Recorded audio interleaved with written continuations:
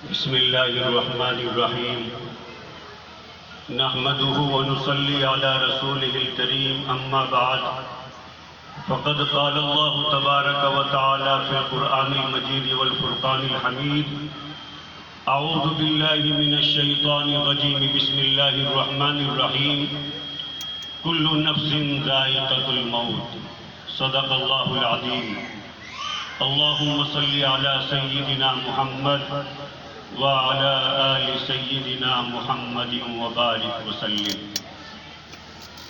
Stage پر تشریف فرما موقر علماء کرام، اساتذہ اعظام، ہمارے بڑے اور عزیز ساتھیوں، اس مدرسے سراج العلوم سے احتر کی واقفیت تقریباً 40 سال پرانی ہے۔ یہ وہ بابرکت جگہ ہے جہاں اس عاجز نے عظیم شخصیات کو دیکھا، ان کے ساتھ کچھ وقت گزارنے کا موقع ملا۔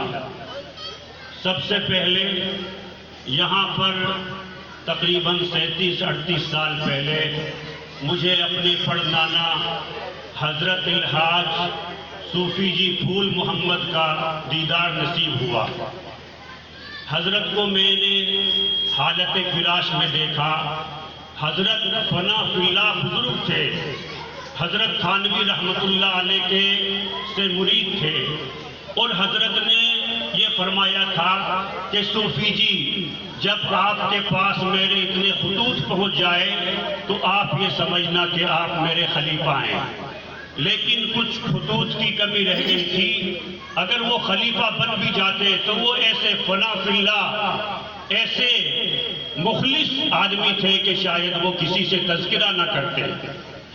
یہیں پر میں نے اسد الہند، اپنے بڑے، ہم سب کے بڑے مجاہد آزادی حضرت مولانا زاہد حسن صاحب نور اللہ مرقدہ کو دیکھا۔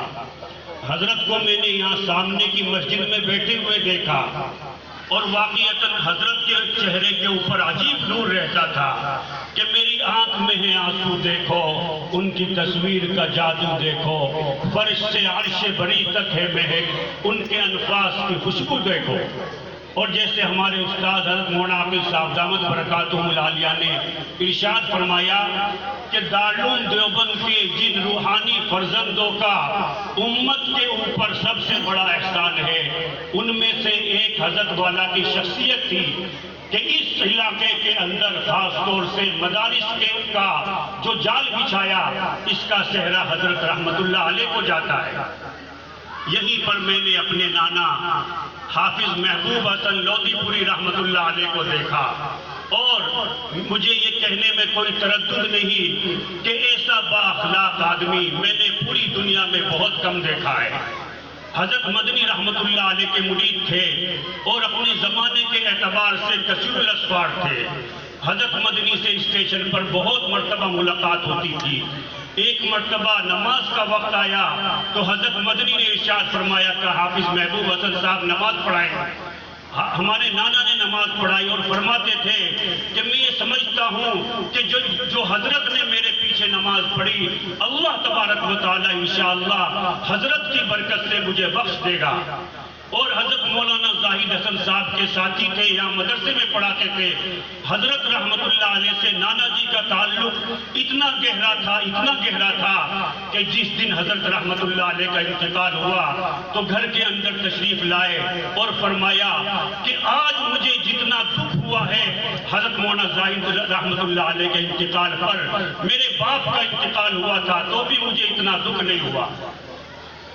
یہیں پر میں نے اپنے بڑوں کے بڑے عارف باللہ اور جن کی ایک جھلک اور ایک توجہ کے ہم سب طالب رہتے ہیں، حضرت الحاج شاہ صوفی معین الدین رحمت اللہ دامت برکاتہم کی سب سے پہلے زیارت میں نے یہی کی۔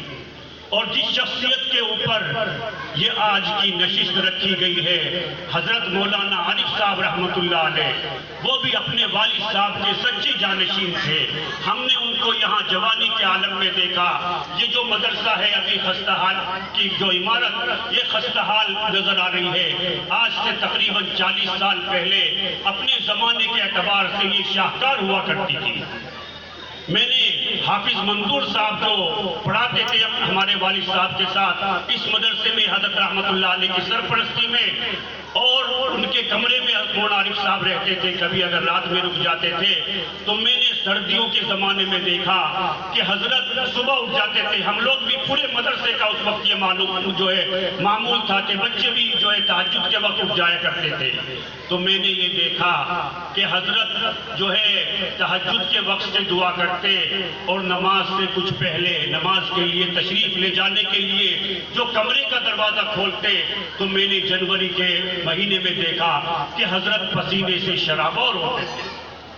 اور میں نے پہلے بھی شاید عرض کیا کہ ابراہیمی خانوادے کو اللہ تبارک و تعالیٰ نے یہ فضیلت دی ہے کہ سب لوگ ذکر الہی ہر وقت کرتے رہتے ہیں، زبان پر ان کے اللہ کا ذکر جاری رہتا ہے۔ تو یہی صفت حضرت کے اندر بھی تھی، اور ایک صفت یہ تھی کہ سچ بات کہنے میں کسی کی پرواہ نہیں کرتے تھے۔ لا یخافون لومۃ لائم۔ توحید تو یہ ہے کہ خدا حشر میں کہہ دے، توحید تو یہ ہے کہ خدا حشر میں کہہ دے، یہ بندہ دو عالم سے خفا میرے لیے ہے۔ تو حق بات کہنے میں کسی کی بھی پرواہ نہیں کرتے تھے، ہمیشہ حق بات کہا کرتے تھے، اللہ کی یاد میں منہمک رہا کرتے تھے۔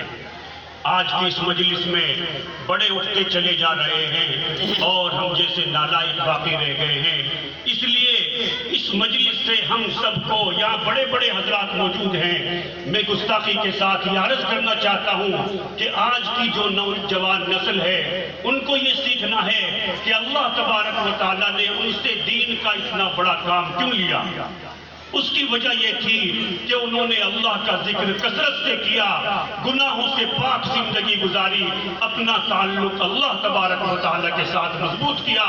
آج ہمیں بھی یہی چاہیے، حضرت رحمت اللہ علیہ کی اس مجلس تعزیتی مجلس کے اوپر آج ہم سب لوگ عہد کریں کہ آج تک ہماری جو غفلت میں زندگی گزر گئی، آج ہم انشاءاللہ توبہ طائب ہوتے ہیں، کسی شیخ سے بیعت ہوتے ہیں، گناہوں سے پاک زندگی گزارتے ہیں، تاکہ اللہ تبارک و تعالی ہمیں بھی اپنے دین کی خدمت کے لیے قبول فرمائے۔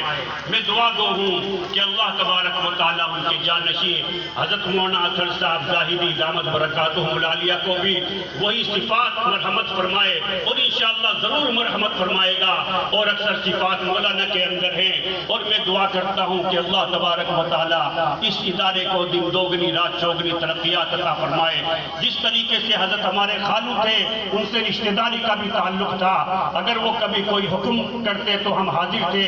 آج بھی ہم حضرت مولانا اطہر صاحب کی آواز پر جب بھی وہ حکم فرمائے ہم حاضر ہیں۔ دعا فرمائے کہ اللہ تبارک و تعالی ہم سب کو بھی اکابر کی طرح اپنی سچی محبت عطا فرمائے، گناہوں سے پاک زندگی گزارنے کی توفیق عطا فرمائے۔ اللہ ہم سب کی دنیا کو بھی آباد فرمائے اور آخرت کو بھی آباد فرمائے۔ وآخر دعوانا الحمدللہ رب العالمین۔